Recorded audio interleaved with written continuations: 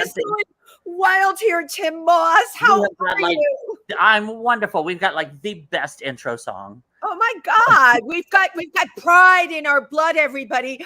I'm one of your hosts, Wendy Stuart, and Tym Moss is back. I'm so happy to see you. I am Tym Moss. Hi, so good to be back. And obviously, it's Pride Month. Pride Month, and you're watching If These Walls Could Talk. I don't have on pride colors today. I have to remember to put my pride on next time. Honey, you're in pride all year round. You know what the truth is? Yes, I am, because you know what I say, you can never have too much pride. Absolutely. So Tim, you have just been an absolute whirlwind lately since you got back into town.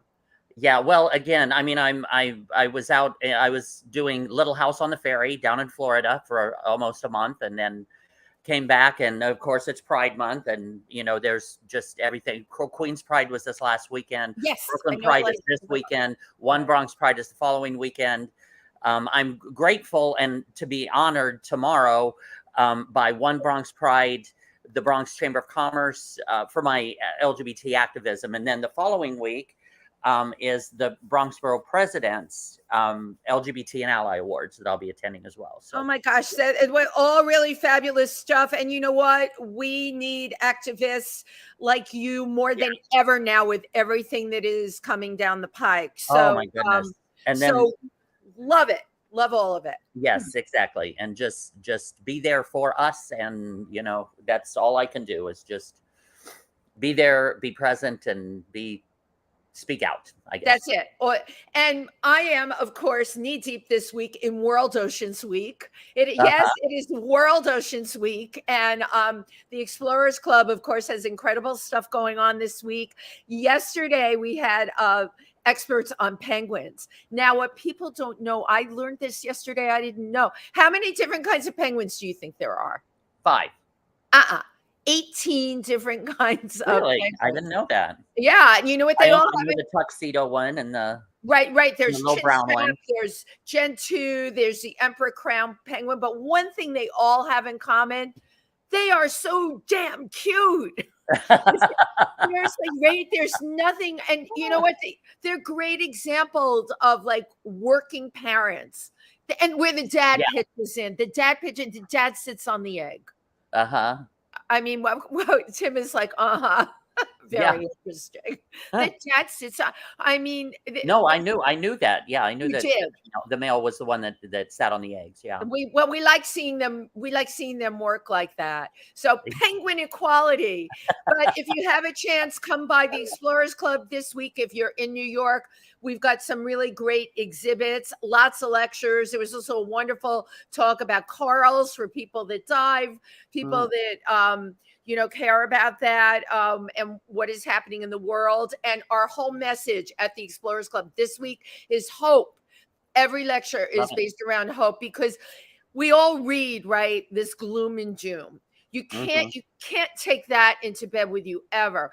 Look at you, Tim. You're out there with everything going on. You know, you're going to be raising flags, causing awareness to happen, because we have hope. We have hope for our future. All right. And the same thing with climate change and global warming. We cannot throw our hands up in the air. You know, we have to just say there's all kinds of things each one of us can be doing, and lots of things that are being done. So and also just even a little bit. Yes. Just do and help and contribute a little bit. That makes a difference. And you know, it's so perfect today, the guest we have, because I personally believe laughter is the best medicine. And I know that that is, you know, it's cliche, but I know you feel that way too, Tim. Absolutely. You know, you have to be able to take the tragedy of things, right, and see the humor in it. Our guest today, I always like to say, is someone that is seen and heard. He's an impressionist, a voiceover artist, and an incredible working actor. When you see his face, you're going to say, I know that guy. And also that you've probably heard his voice. Yeah, you probably heard his voice. Television to film, and he's a really funny guy. Let's bring on Jim Meskimen. Yay! There he is. Good morning. Hello. Good morning to you, and good afternoon to us. Yeah, you're in LA, so I forgot it is morning there. Yeah. Well, Wendy and Stuart, or Wendy and Tim, rather, I'm very glad to be on your show. Thank you. And Well, where well, is Stuart, by the Grateful way? to have you here. No, Stuart's not here. He was supposed to come today, but when he heard you were coming on, he said, "Oh no, I'll let Jim do the whole show." Yeah, I just he's totally scattered. made I that up. understand. I have that effect on people. Yeah. Stuart's not with us. Jim, your resume blows people out of the water. And the minute I saw your first time ever, I saw your face. I'm like, I know that guy. So I'm going to let you take the ball and run with it any which way. But I'm going to open up by asking you. You started out. You're a classically trained painter. Am I correct? Yeah, that's right. Yeah, thank you. You my started college years. out really doing art direction in New York, yeah? I worked for Rankin Bass Productions, the famous Rudolph the Red-Nosed Reindeer and other holiday classics. And I got a job in the 80s designing. They needed someone to help design cartoon characters for their, at that time, very new series called Thundercats. Wow. Which we're all a little not the target audience for, but back in the 80s, if you were 13 or 14 in the 1980s, then you really were into Thundercats big time. And it's been rebooted several times. But anyway, that was I worked as an illustrator cartoonist, basically. Oh, nice. It is interesting to go from a classically trained artist, right, to cartooning. Well, actually, I was a cartoonist first. I taught myself. I read Mad Magazine. Oh my God! Okay, yes. A moment for Mad. A moment for Mad. In fact, I just narrate. I'm an audiobook narrator now too, and I just narrated a really great book about Harvey Kurtzman, which is a name that a lot of people don't know, but that is the man who started Mad Magazine. Okay. And I anyway, did not know that. I didn't either. I was so anxious to read to get the opportunity to narrate this book, and it's a long book. It's 22 hours, but the story of this guy is very interesting. And he was a kid kind of like me. He liked to draw. He liked to create stories and characters, and he was an early recipient of the largesse of the New York City school system. Fiorello LaGuardia started a school specifically for poor, underprivileged kids to go and learn art. Wow. And he knew that would return to the culture a lot of benefit. And so he went to this college. What was the name of? So I grew up in New York, and and I love trivia. This is amazing, this conversation. What was the name of the school? Let's see. It was something like the high school for painting and art or something. It was art and design by any chance? Art and design. Perhaps it's art and design. Yeah. That was the school I got into. I did not get into music. I got it, but I never knew this. And Mad and Tim, don't you remember Mad was just so ahead of its time? Yeah, because the thing is that it was so edgy and so out there and so provocative. Yeah, it wasn't afraid to pull punch. It didn't pull punches. Yeah. It wasn't afraid to point out hypocrisy. It used a lot of Yiddish words that most of Middle America had never heard of, right? And couldn't pronounce. And a lot of the people that became contributors to Mad were people that Harvey Kurtzman, this ordinary New Yorker, had met in elementary school at that school. And they made Al Jaffe, the guy that did the fold out thing at the end of each Mad magazine and several other features was, they met when they were like 12. It just blows my mind. It's very, very, it's a beautiful book. That is such a New York thing too. Like when you grow up here, especially if I grew up in a borough, the Bronx, right? You keep all your friends with you. They travel decades with you. But now I'm going to ask you, did he tell you if Alfred E. Newman was based on somebody he went to school with or knew? Oh boy, the Alfred E. Newman character was like a photograph that they just sort of found, and they named him Alfred E. Newman. And I forget why they plucked that name out of I love it. But it was just one of these random finds, I think. Wow. And he worked a lot with photographs. It's really interesting story of an artist who just comes along at the right time, and he draws really well, and he knows how to tell a story with pictures, and then he combines with like-minded people, and he manages them very well, and he has a certain vision that for whatever reason he's just allowed to sort of put out in this couple of first in the comics and then in a real magazine format, which was his goal. So Harvey Kurtzman is a really interesting character, and you may feel the same way about this, Wendy, but in reading it and finding out about the guy, I realized this is a person who I never met, whose name I didn't know, who had a profound impression on my life, and has like created a little bit of my sense of humor and my outlook on things. And we all affect one another, but this guy, it surprised me to find how much he really had because of Mad Magazine. Anyway, so I worked as a cartoonist, and I taught myself to be a cartoonist like a lot of kids by reading Mad, by looking at Mort Drucker and Jack Davis and these wonderful artists. And then but I always had the goal of finding out about, well, how can I paint? I really would like to paint what I see in front of me in a convincing way, in an artistic way. And so I studied art very seriously, and I eventually found a mentor who was a Spaniard teaching in Northern California, where I was going to college. And he invited me to go to Spain. I lived there a couple of years, and I really hunkered down and studied very hard. The net result of which was, A, I learned how to paint, and B, I realized this life is too lonely for me. And I'm not comfortable with artiste. I'm not comfortable 100% in devoting myself to this, because I also had an impetus to perform and entertain, and they didn't really I couldn't resolve them at that time. Yeah, so I moved to New York and became an actor. Yeah, they really are two completely different worlds. Really, different audiences, different worlds, different messages. Right, and one is total isolation, cutting yourself off from the population, and the other one is jumping right in the middle of the population and make them laugh and entertain. Which in my 20s is something I was really ready to do.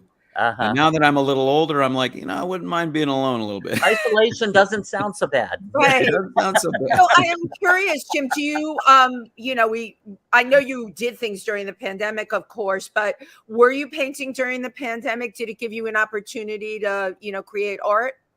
A little, but I have been very focused on other things. So I put together an online course on how to be a working actor. Nice. Which is at jimworkingactor.com if you're interested. And I also did a lot of writing and a lot of video stuff. I feed my YouTube channel quite to bursting, and I work on that quite a bit. So I sort of hunkered down with the impressions that I do, and with audiobooks. I did quite a few audiobooks, and I do the voice of Colonel Sanders, so I kept gainfully employed during that time. Kentucky Fried Chicken, 2,500 milligrams of salt in one chicken leg. I blow up. Oh my God, that's you gotta be like a raccoon and rinse it off. That's all. Oh my God, Jim, I've done that. I have rinsed off the chicken. It works. I will probably be asking you to do several impressions throughout this. Yeah, right. So just to prepare yourself. The impressions thing, even before getting to this dossier of acting, it is interesting to me how many impressions you do, and where does that come from? Were you like an annoying little kid that did impressions? I was an annoying little kid, but not because of impressions. Just like I'm an annoying grown man, but annoyance goes with you. I was the kid that drew, so I was pretty quiet. I would draw things, but I absorbed and listened. And my mom was an actress, Marion Ross. I was hip to the fact that there was fun to be had with vocal play, and that was a real gift. And I guess I just, people talk about talent. I don't know about talent. In my case, I can't speak to it, but I definitely was strongly interested in vocal performance and in the nuances of voice and the different accents that people had and the different qualities their voices had. Just interested. So everybody has different interests. Some people are interested in flowers. Some people are interested in bowling. Some people are interested in hunting. I was interested in vocal stuff. But okay, I can't let it go that easily, because lots of people are interested in vocal stuff. We all have accents or people we like to listen to, like David Attenborough. To me, is like the way he speaks. But it's a whole other cerebral process to be able to take in the voice you're hearing and emit it yourself. That's true. You're Robin Williams, you're George Bush. Are completely spot on. I mean, you could, so how does that happen? Oh, how does it happen? Yeah, you mentioned Robin Williams. I've been doing Robin Williams for a while. There's a certain, people say, what kind of accent did Robin Williams had? I think it was a Juilliard accent. Something very, self-contained and Right. Boolean. But then he could be anybody, so he could change on a dime, which is exciting. George W. Bush obviously was a pseudo-Texan. Still is. So he's got a weird amalgamation of a voice. Right. Yeah, I guess it's a different process. I think of it in terms of music. There's a musicality to people's voices, and right. I also look at it from the viewpoint of acting. You're being another person. So people often say to me, "Wow, you change, your voice changes, your face changes. You begin to resemble those people," and that's true of most good impressionists. They embody the character so much that they change the structure of their body or their face. In the because 2 seconds that you did Robin Williams, this whole part of your face, and I'm looking at you on a stream, became Robin Williams. Absolutely. And that still is, there's got to be someone somewhere that studies this kind of stuff, because you're right. I hope so. I just hope so, because I hope that someone finds a cure. Right. In my lifetime. That you're not just cray. Yeah, because that is such a it's an interesting talent, right, to be able to, like she was saying, to hear the auditory but then mirror it back vocally, that to match it, and also grasp the essence of the person. Because like myself being an actor, I can create a whole fictional character, no problem.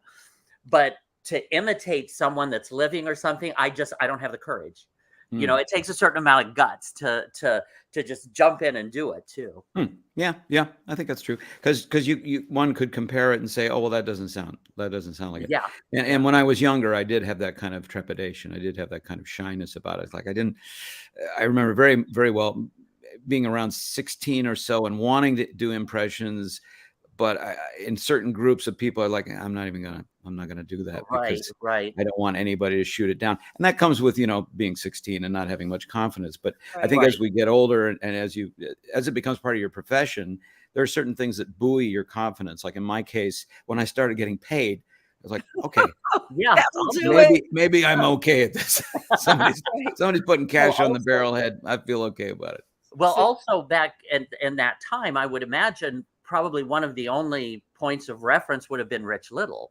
Yeah. Right. Yeah. Yeah, we were unaware of too many others, although there are many.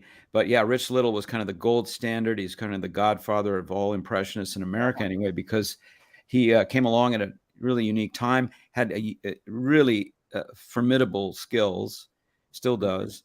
And also, I always notice that, when you look at for stuff of his on YouTube, he's there with Orson Welles. He's there with Jimmy Stewart and Judy Garland. And, that helps. I got to say, that's different, because when you're actually in the presence of somebody, you pick up a lot more of wavelengths that are emanating from them, if you will, coming off of them, that are not included if you watch YouTube. You will never feel the presence of that person so well. So that was a big distinct advantage that he had. Have you experienced that before, where you imitated someone that was actually in the room? Oh, well, I just mean to study them. I try not to imitate people to their face or in their presence. Just behind their back. Yeah, behind their back only. Yeah, because you can't win. They don't like it. It's a lose-lose. Oh, I would love that. I would love somebody to imitate me. I think that would be funny. But I could see how a lot of me. What's that? It won't be me. Yeah. Well, we'll see by the end of the show. Tempting, but it's tempting, right? Yeah. No, I think because we hear our voice, as you know, Tim, we hear our voice differently than other people hear our voice. We hear our voice through the wonderful chamber of our body with all the wonderful softness and resonances, and so to us we sound deep, and especially the males, we sound amazingly smooth and soft, and then when we hear it outside in the open air like this, it sounds just terrible. So sounds like everybody has that kind of uncertainty and unfamiliarity in some cases with the I know what you mean, because I've heard myself. I'm a singer. I've recorded. I've got videos. So the difference. So I've heard I've heard, but I do remember when I first heard myself, I was like, wait, is that what I sound like? Yeah. Yeah. Most people carry that memory, that uncomfortable memory with them. And I think it's the make or break point where a person decides that I'm gonna do something with my voice or I'm not, because I think most people hear it and they go, oh, this is really discouraging or really confusing. I think I sound like this and the world thinks I sound like this. I think maybe I'll just shut up. Mm-hmm. And a lot of people decide not to sing, not to be public speakers, you're right. stay as little as possible. Right. Mm-hmm. It's interesting in fear of rejection or well, because it's so weird. I mean, Mm-hmm. and the way you cure it is by doing exactly what you did, Tim. You listen to yourself over and over again. After a while, that kind of disgust or disappointment is replaced by familiarity. And you go, oh, yeah, okay, it's my voice out in the open air. Yeah. I like my voice better. I hear it, but unfortunately, I'm the only person that can hear it that way. So, right.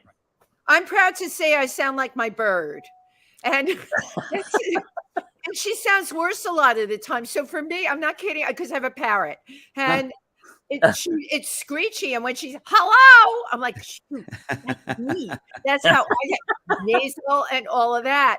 But it's become such a part of my personality, even with casting. And it's such a part of me.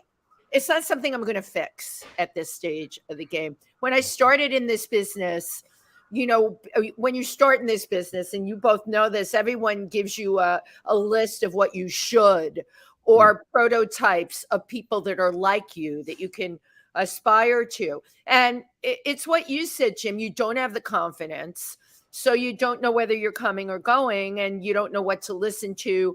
And I remember listening to tapes of like Farrah Fawcett. You remember she did the ultra white commercials and she'd speak on them. And that, when I started, that was like the creme de la creme of how you wanted to sound on a commercial. And you guys, I have to tell you, for all the tea in China, I still sounded like my bird, and I didn't even have a bird then. So you reach a point where you just have to say, hey, I'm going to go with who I am and what I'm about. I'm curious, Jim, that, with your mom being Marion Ross and the Mom on Happy Days, and my God, so many of us identify with that show.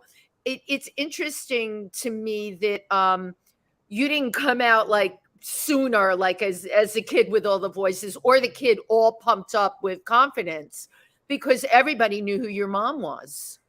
What was that like? Oh, well, it was interesting. I mean, I can't compare it to anybody else's upbringing. My mom was a working mom, working single mom, raising 2 kids, myself and my sister, who's gone on to become an Emmy-winning producer, writer. Oh, good. And, she struggled. It was hard work. I mean, I'm a working actor. I've been a working actor most of my life. I know how difficult it is to raise 1 kid with a good marriage. My wife and I just celebrated our 35th anniversary. Oh, congratulations. Thank you. So I look back at what Mom achieved, and with so much respect and admiration, because she also not just kept us fed and put us through college and did many, many other things that helped us survive, but she set a great example and somehow made it to the top of a very exclusive heap of recognized working actresses who are recognized and revered not only for their talents, but for the fact that they were on amazing shows that influenced a lot of people, like you said, that were a big part of people's lives. So it's a pretty stunning accomplishment. And now, was she? I think most people think, I hear this from a lot of people. They go, "Oh, your mom's Marion Ross. I love your mom. She raised me." That is like a thing I hear all the time. Right. And they assume that Marion Cunningham raised me. Right. But I was raised by Marion Ross. They're very different people. Yes. Right. Marion Cunningham was not a working mom in a broken home with 2 kids. It's a whole different thing. Marion Cunningham worked off a script.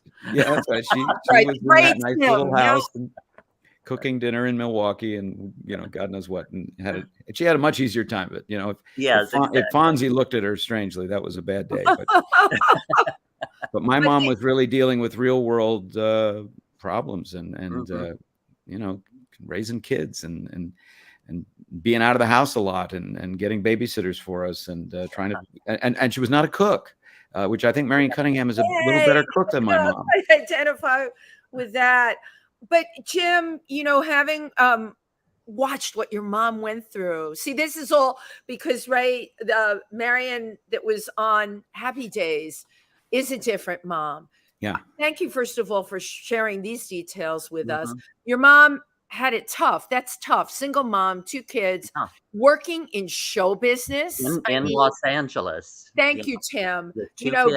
The glitz, the glamour, and all of that. But your mother's life wasn't glitzy or glamorous. She had 2 kids, and she was doing the best she could for her family. And God bless that she ended up on a series. Really? Yes, and she really was quite intent on creating that. So she was ambitious and worked hard and worked behind the scenes a little bit, and would use public relations, and she had a press agent, and she didn't just she wasn't a flibbertigibbet. She, to use an old-fashioned word, she wasn't just I just want to act. She wasn't like that. She was quite determined, and I think that's her Midwest go-getter upbringing that she writes about in her book, My Days, Happy and Otherwise. I wish I had a copy of it around here to hold up. Anyway, she was a middle child, which she talks about a lot, and nobody paid any attention to the middle child. And she grew up in a small, really cute but really low energy town called Albert Lee, Minnesota, which is very idyllic and very sweet. And I've been there, but she couldn't wait to get out of there. I grew up in Indiana, so I can relate. That's comparable for sure. Yeah, but Tim, you were acting from the time, you were the Tim who we see now always. Well, in a way, but again, not at the level of you, Jim. You've really got some stellar work on your resume. Well, thanks. I mean, I've been very fortunate. I worked in improv in New York a lot, and I did a lot of commercials. And then when I came to LA, I started doing TV right away with Fresh Prince of Bel-Air, which I'm very often recognized from. And these days, I just keep plugging along. I'm in this series Gaslit with Julia Roberts and Sean Penn on Stars, which is the Watergate drama, which is a pretty capable limited series. I'm enjoying watching it myself. And a few other things that are coming out later this year. So, you have to kind of always reevaluate your goals as you move forward. Right. And I've used the impressions that I do to, earn a regular living, and also to kind of break through and get attention. But my larger goals are just to be the best actor that I can be, and to embrace comedy and drama and all the interesting roles that come along in those genres. Right. Well, firstly, I just want to say back to your mother, Marion Ross from Happy Days. I totally see her face in yours. I definitely see the resemblance there. But I also wanted to ask you about because there's a huge difference between. See, I do theater. I love to do theater because that's live. It's right there in the moment. But I love television, and I love film, and they're all different forms now. Because you do a lot of film, television, and voiceover. Now, voiceover is a lot of times where you're in that isolated booth, maybe watching the film and which would be a completely different process than say showing up for a film set. Can you walk us through the difference between those two? Yeah, I can. Thank you. That's a great question. So when you're an actor on stage, your feet need to express the character that you're playing. Wow. True. When you're an actor in a booth doing a voiceover, an audio book, or an animated series, it's just this one channel. It's the voice. That's it. Everything you're doing with your face and your hands, unimportant. So, an actor on stage and in film and television too has to be prepared to do a 360-degree performance. Yeah. Whereas a voice artist really, and then the top voice artists that I know, and I know many of them, are expert at creating emotion, character, all these effects through this one little channel of the voice. And they find richness in that, which stage actors coming into voiceover have to kind of learn to shift that. Right. I've directed audio projects before, and sometimes the stage actors are really the best, I think, at audio, because they are already ready to create a character, but they sometimes have to be coached that, you know what, it's all just got to be in the voice, and we don't care how you're standing or how the set of your shoulders is not really very germane. And TV actors are sometimes kind of tough that way too, because they're just used to the close up and being, handsome or beautiful young people, exactly, and letting that do all the work and the words, and it really comes. The voice can express so much. We get so much about people just from hearing them, which is why radio drama is still, and podcasts today are still tremendously viable forms of entertainment, because the value of them is humongous. There's an almost infinite amount, I think, of information that we get strictly and solely from the human voice of quality. So it's a beautiful art form. I'm a real fan of it, and I've always have been. I used to listen to the radio as a little kid. I'd listen to talk radio just to hear people talk, and say, not for nothing, I've been listening to the program for several months, and you brought up a point last week with the deputy commissioner for garbage reclamation. I'm like, who is this guy? You get this. You visually try to figure out what he looks like, and what is he smoking the pipe, or is you can almost smell his clothes. I love it. But I wonder, like Tim brought up a good point with this question, the dimension of an actor on stage. It's everything. It's from your toes to your head and the whole physical essence. But I do wonder, for some, I don't do voiceover, I do everything else. But I'm thinking about myself, for me to have to do a character, even in a booth, all this other stuff would have to be engaged. Even if I was sitting there, I would have to have the physicality. Yeah. That's cool. Yeah. That's totally cool. You just can't rely on it. You can't depend on it to get your message across. No, all the greatest voice actors in the world move their hands and they shake their bodies and they do amazing things, and they physicalize it for sure. They physicalize it. That's totally fine, as long as you don't smack the mic. I think you're in good shape. But. Tim and I are guilty of that on here. When Tim is here with me, we bang the table sometimes. And Chauncey says, "You can't bang the table." I'm like, that's a Rush Limbaugh thing. Right. Yes, indeed. President Clinton. Yeah, because with me, I talk. This is how I talk. Like one of those little inflated air things on the side. Yeah. I want to come to your car wash. Yeah. Oh my God, that's great. Because if I tried to talk without my, tried to talk without my hands, it'd be like, yeah. No, there's a lot to it. There's a lot, and I've been lucky to do a lot of animation and podcasts and commercials, and I do a lot of sound, like voice replacement of celebrities for trailers and things. This whole side market that I didn't even know existed. Right. Yeah. Tell us about a few of those, because I know you've done presidents. You've done like Bill Clinton. Done a lot of presidents, and I continue to. I'm sort of a go-to guy for Richard Nixon because of I don't know why, just the luck of the draw. But I've done John F. Kennedy quite often too, for films and television, and more we're revisiting some of these characters for some of our dramatic programs that need this sort of depiction. So that's fun. And then I've done Colin Firth quite often for trailers for films that he's done. So often they need Colin Firth to say something just a little quicker or a little with less verbosity. So they'll rather than call up Colin Firth, they'll call up me, which is fine. Yes. Actually. That is you're right, a lucrative side business from all of this, really. Yeah, it's a little side hustle. It's just side hustle.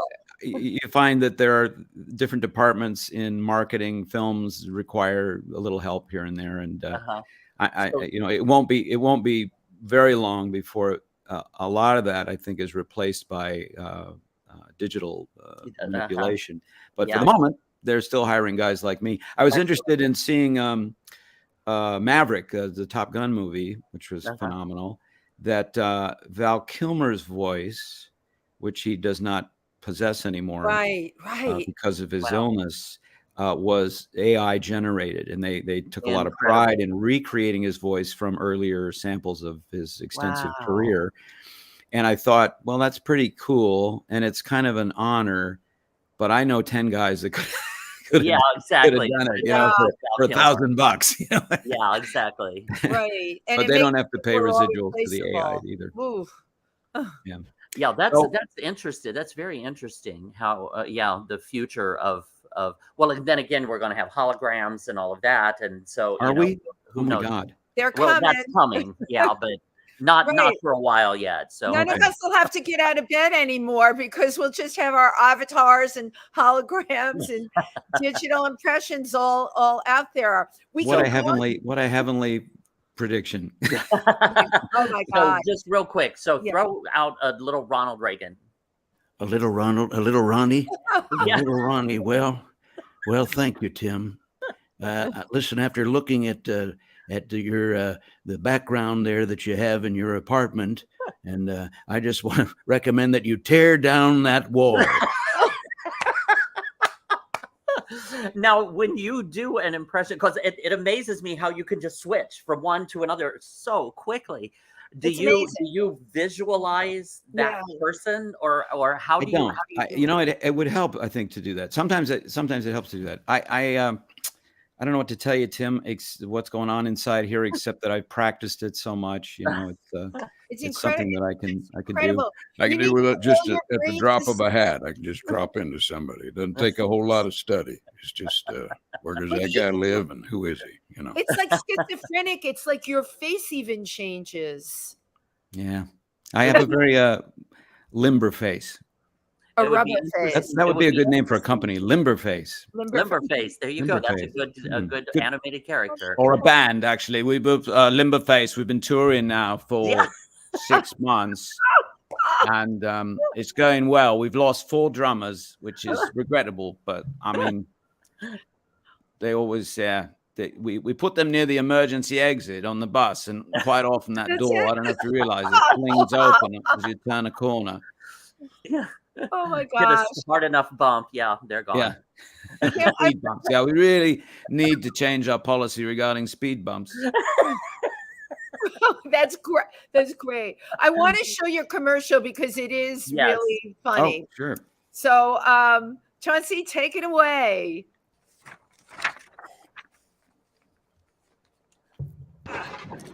Hold together. A little left.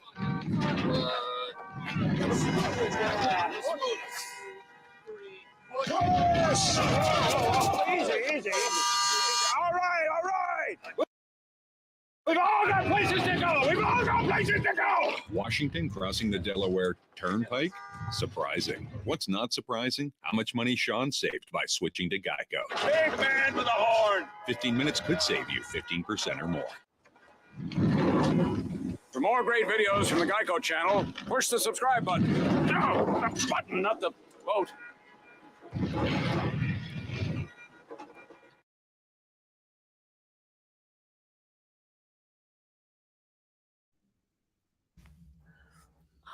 Hilarious.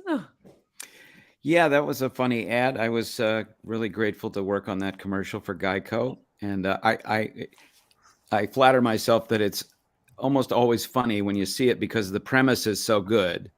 It's not, even though you know what it is, it's a funny. totally ridiculous premise, and that's Yeah. what makes it so funny. Yeah, yeah. And I got to where they put, a nose, they put a brow on me, a nose, Yeah. and a little bit of a chin.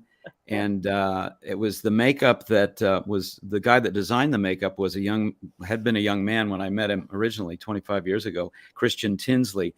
His first big job was a movie called The Grinch with Jim Carrey that I was also in. Ah, And I met him back then, and then he's become a top makeup designer. And so it was a nice reunion. Very nice. Well, now I just wanted to kind of go over a little bit of your filmography. yes. I definitely recommend everyone go to, do you have, okay, we've got on your Instagram, Jim Impressions, which I love on Instagram. Firstly, before we do this, I just want to say thank you everyone for tuning in to If These Walls Could Talk with your host, Wendy Stuart and Tym Moss. and our amazing guest, Jim Meskimen. Am I saying that correctly? You are very good. Meskimen. Okay. Yeah. You just take a running leap at it. Meskimen. It rhymes with mescaline. That's how I always get the pronunciation correct. This is my little trick because I screw up people's names. Once I get the name and then I get the I have to put like an object or an animal or something like that. And that's how yours rhymed with mescaline. So there you go. There you go. Guilty. So your filmography includes Apollo 13, Yes. Battlefield Earth, How the Grinch Stole Christmas, The Punisher, Justice League, Batman, Gotham Knight, and a lot of the Batman franchise, and the Justice League franchise, and Transformers, Quantum Quest, Big Top Scooby-Doo, how fun, Superman, Red Sun, all those small things. I mean, that is a very impressive list of films. Now, and you did some voice and some acting in these, correct? Yeah, I mean, my career is very widespread. I do sometimes I go on and I'm not saying anything. Sometimes you don't see me, but you hear me. Sometimes you see and hear me. Yeah. Sometimes I'm singing. Sometimes I'm talking. You know, I'm a working actor, and I'm proud of that. You know, and it takes a lot of versatility and a lot of gumption. Right. And I know what I'm doing to create this career. I'm not operating off of chance. I'm making it happen. I know exactly what I'm doing. There are specific things that I do, and that I have done for the last 35 years. So, and that's why I started the online course, jimworkingactor.com, to tell people what are these things that I do and that you can do, that anybody can do, really, to keep it going. You know, because often an actor will get a job and they go, wow, what did I do to get that job? I don't know, but I'm going to enjoy the hell out of it. Then that job ends and you're like kind of becalmed. High and dry. Stuck. Right. And that happens a lot. You know, like, I'm not sure how I made it happen, but I need to make it happen again. But I wasn't paying attention, or it came out of the blue, or what did I do? And there's always something that you did. So, and it always can be recreated. And if you look for those things and try, and sometimes you have to try and fail and go, well, maybe it was this. And no, maybe it was this. In my case, as you'll probably understand, I would do something with impressions, whether it was a free performance with my improv group, or a video, or some promotion with impressions. And even though I was not, trying to get impression work exactly, it would generate interest in me as a performer, and then something else would come out of it. It took me a long time to really kind of face that and realize that whatever else I do, auditions and so forth, I need to always push that impressions button and wave that flag around, because that is the magic button for me. It doesn't work for everybody, but that for me always yields a result. And I imagine one day it'll run out of gas, but for the meantime, that is something that I always put in discipline on, because I get interested in other things as well. And I might go, well, I'm really quite interested in this sort of character. Well, if I'm not also promoting the impressions, it may not catch fire. So it's an interesting way to look at it. And I don't know that a whole lot of actors really think about it that way. Yeah, absolutely. That's a special skill, it's definitely a special skill. Yeah. With promotion, I love finding out random things. I pulled up a blog entry of yours from 2014, but it really resonated. Okay, it was about, and Tim will back me up on experiencing this. You promote, and you've done so much, and work should come in, the should word, right? Yeah. But it doesn't come in, and you're waiting and you get impatient, and then you go into, okay, what should, here's that terrible should word again. We have a terrible habit of shoulding all over our shoulding, right? Oh my God, Tim, that's so. How do you, because you are going to be doing, you have this workshop you put together. How do we as talent address that? Yeah, it's a really interesting thing. I think you just have to expect it. When something has a particular cycle, and you're familiar with it, then you can tolerate it just a little more easily. So what happens is, as actors or performers or salespeople, Yeah. we do a great deal of promotion. We make offers. We let people know what we have by hook or by crook. Either maybe in the case of actors, it's auditions. I do, because of my voice work, I do upwards of 15 auditions a week. If at the end of that week I have gotten no work at all, I start to feel a little bit of a vacuum forming. Even you feel, wow, that you're blowing me away by what you're saying. Yeah. Even you feel that. Oh yeah, absolutely. And back when I was back before the day when we were recording from home, because now I do most of my auditions from home, even on-camera ones, because of the pandemic Same and for all of us. the new way that we do it. Yep. I would have to drive to various locations all week long to get 15 auditions or 20 auditions. Wow. And then you really feel a vacuum forming, because you're like, I've been on the road all week. I've been hustling. And I imagine salespeople feel this very acutely. Yeah. Okay. So then you get this kind of vacuum builds up. And then instead of this idea, I hope I can express this, but it's better this idea of giving. I'm going to give my performance. I'm going to give my audition. After a while, you're like, I'd like a little something back. And we start to reverse the flow, and we want. Instead of giving, we're wanting. And of course, that is a lousy way to approach a career, because nobody wants to be around somebody who is wanting something from us. We can't stand that. That's the one thing we hate about salespeople. They seem to want something from us, and why we won't walk on that car lot without, stealing our courage. So when an actor gets into a feeling like, oh gosh, I just am desperately wanting and expecting and hoping, and when the phone rings, you're like, yes, Yeah. oh no, I'm not interested. No, you get all upset about it. When you get into that frame of mind, you got to realize that you've been giving a lot, and you got to keep giving. It is a point of discipline and professionalism that you got to double down. At that point, you double down. Wow. And that's the way I think about it. And I kind of go, all right, I know how I feel. I'm going to write 10 letters. I'm going to create a little video. I'm going to outflow and turn this flow around, because the flow, I desperately want it to come in. That will not work. Right. And there are all kinds of metaphysical reasons that various religions and practices have for that, but we all recognize the truth of that, right? So we've got to reverse that flow and go, God damn it, I'm going to do a show. I'm going to call a friend. I'm going to try to help somebody. I'm going to donate something. I'm going to whatever, and reverse that. And then you can keep it going, because you need to keep it going. You need to keep promoting yourself, and you need to keep reaching and offering, right?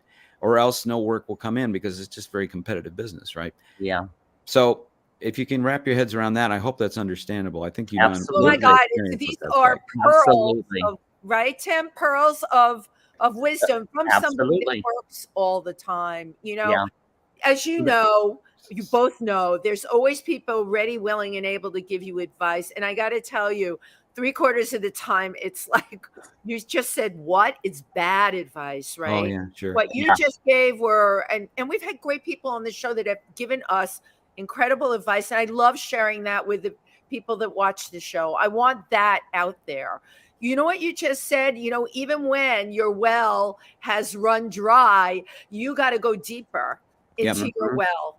Yeah, it's hard. And that is the thing I think that separates. I think that is the thing that separates the great performers, the great entertainers from the rest of us. They are dogged, they are determined, they are stubborn, and they go, damn it, I'm going to put on a new thing that's even bigger and better. And Lady Gaga, I think, is a great example of this. I mean, she has every reason to just kind of sit back and coast. Yeah. And I don't see that. Happening. Exactly. But she loves what she does. Yeah. Yeah, she loves it, and she keeps putting it out there, and she is rightfully, a world-class artist now. So then the next thing that happens is this other thing that I think I wrote about in that blog that we mentioned earlier when we were talking, is that after you master this thing and you're like, okay, I'm going to continue to promote, continue to put myself out there, let the world know what I like, who I am, what I'm capable of doing.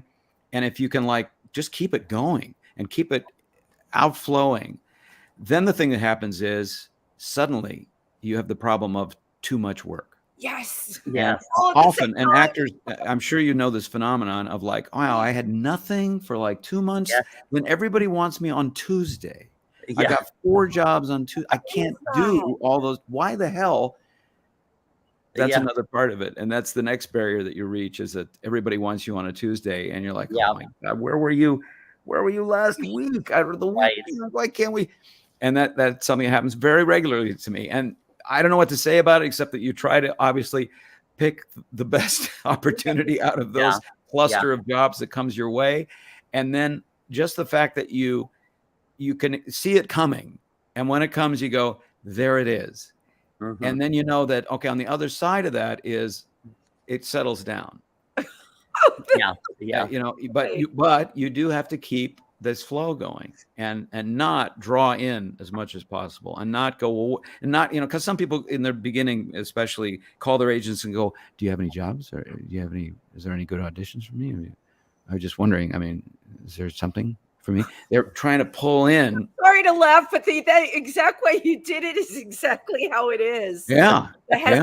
No, we've all felt that urge. And even I feel that urge sometimes. I'm like, God, I did 3 really, really strong auditions.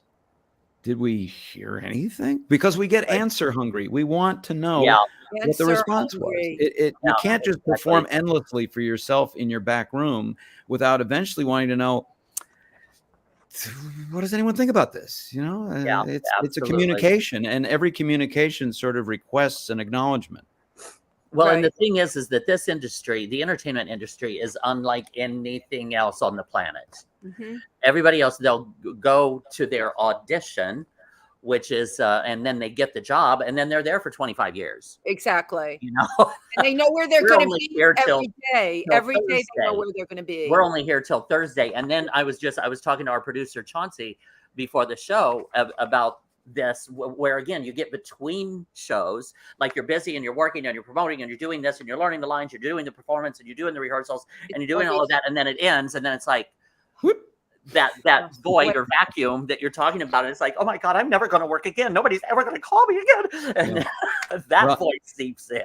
You might be interested to know that my mom feels the same way. She said, you never really feel like you're in this business.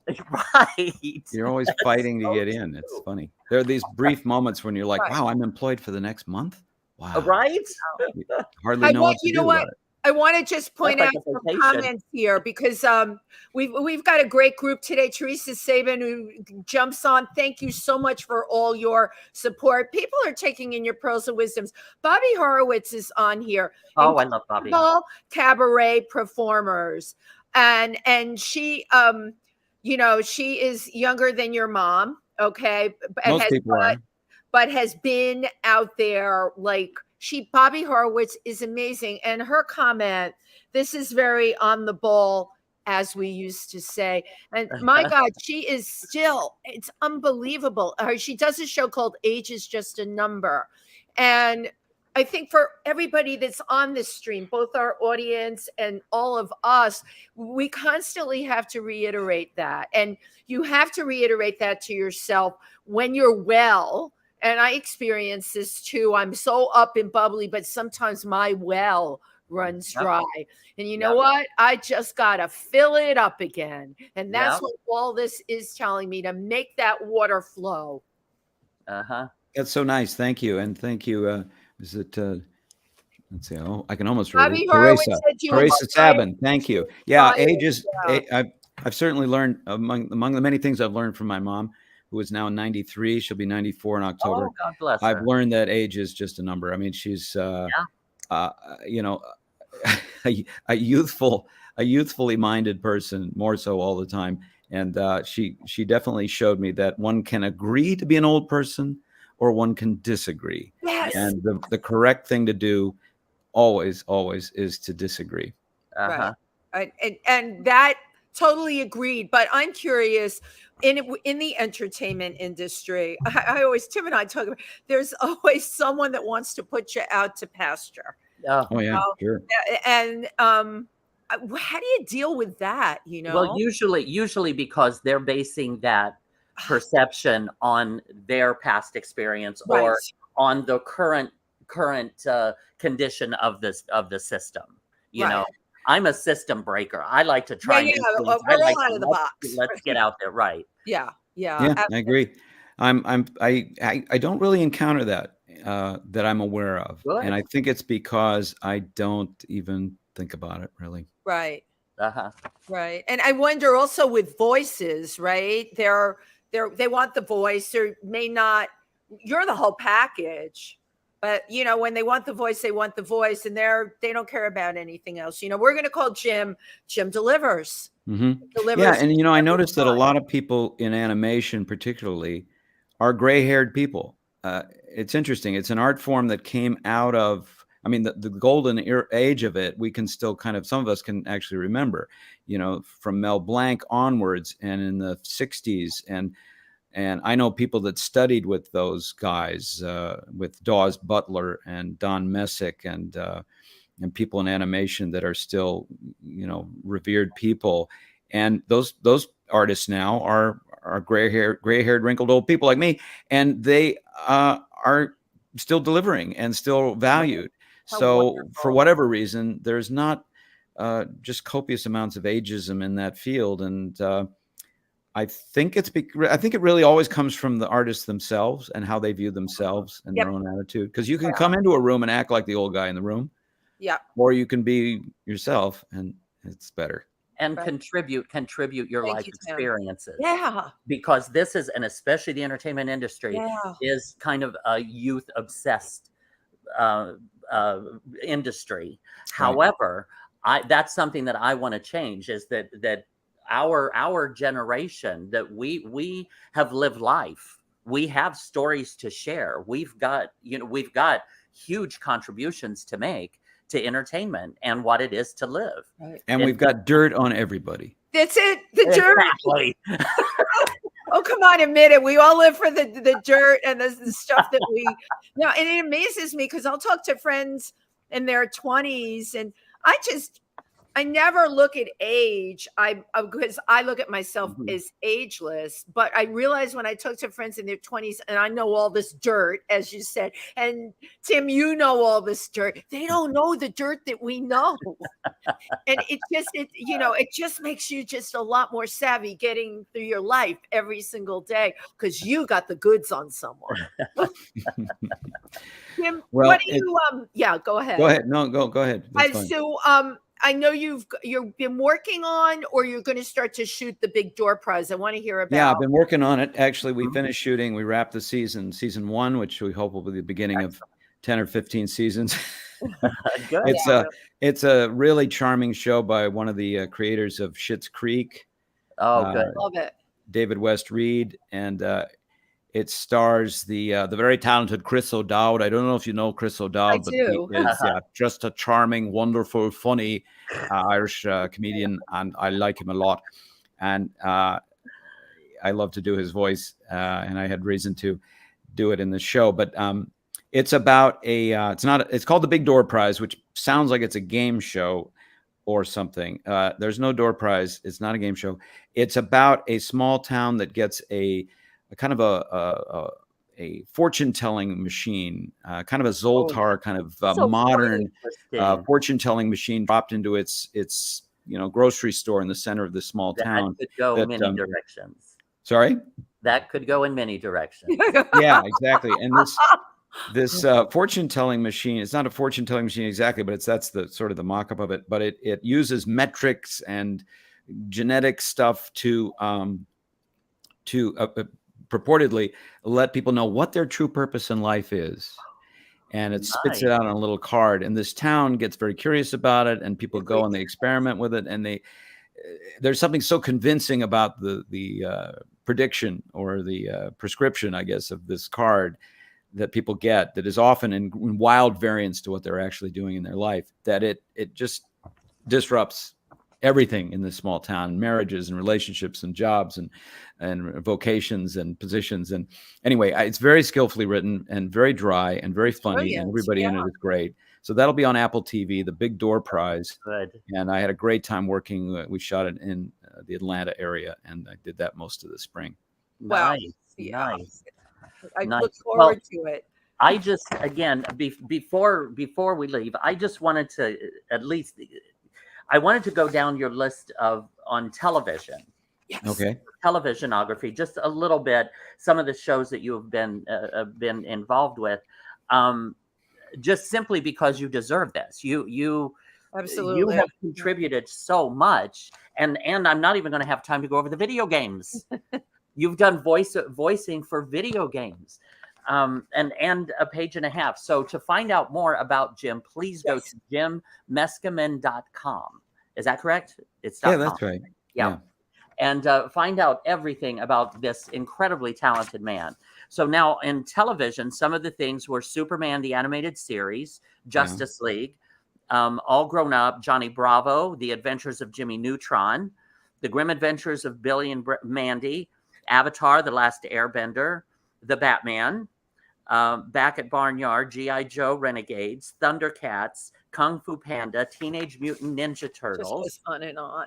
It does. The Loud House, which I love that show. Family Guy, which I love that show. Yeah, a great show. I have a very quirky sense of humor. Brooklyn Nine-Nine, and Third Rock from the Sun, and again, the list goes on and on and on. So I would just like to say thank you for contributing so much to American entertainment. Yes. Wow, You that's really kind. Thank you. Really have. Thank you. Well, I try to, in my small way, do what I saw my mother, Marion Ross, do, and elevate every role and project that she was involved in. That's a tough order, but I try to make things a little bit better, and I think that's why.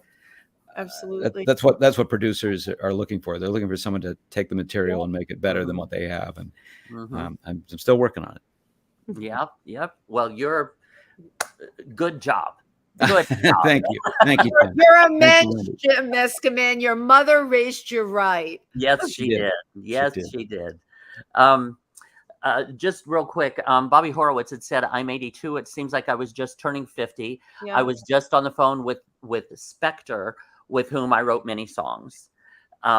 Teresa Sabin says, it just jumped on me here. Where was it? Which Spectre was that, I wonder? I'm not sure. She just said she just had to sign off. So, okay. But great show, awesome guest is what Teresa Sabin said. I always enjoy kind of getting the feedback from the live feedback from people who are tuning in and watching the show. But once again, Jim, I so appreciate your taking the time to spend with us here today. This was absolutely great, very insightful, and I thank you for your words of wisdom and your incredible voices. Incredible voices. Tim, I'm a little worried that Jim, I'm sure he's going to do an impression of me when we're all off camera. Oh, good. He sounds like her bird. Well, I try to use my impressions for good and never for evil. Thank you. But then, thank you so much. All right. Well, thank you very much. It was an honor to talk to you, and I'm absolutely just, pleased to be here. Thanks so much. And Jim, just hang out for a second after we go off. We always take a picture. I forgot to tell you that. Okay. Thank you, everybody, for tuning in today. We love it. Love seeing your comments. And Tim Moss and I will be back next week. Bye-bye. Yes, we appreciate your tuning into If These Walls Could Talk. And again, go to jimmeskimen.com to find out all about our wonderful and fabulous guest today. Yay! Yay! Thank you.